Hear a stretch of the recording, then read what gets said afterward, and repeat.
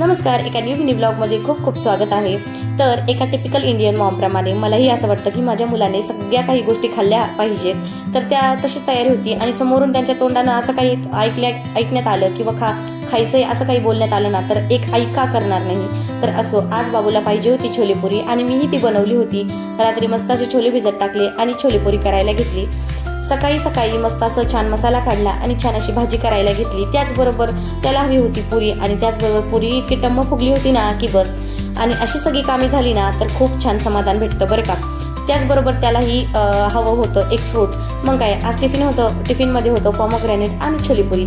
ही सगळी कामे झाली। कपड्याचा डोंगर मशीनला लावलेला होता, तोही धुतला जाणार होता थोड्याच वेळात। तर असं तिकडेही लक्ष होतं। कपडे धुवून झाले थोड्याच वेळात आणि आज एक्स्ट्राची ब्लँकेट वगैरे काढली होती धुण्यासाठी, कारण आज आहे ना छान असं ऊनही पडलं होतं आणि म्हटलं चला आज धुवूनच काढूयात, हे मनात धरलं होतं आणि ते केलं।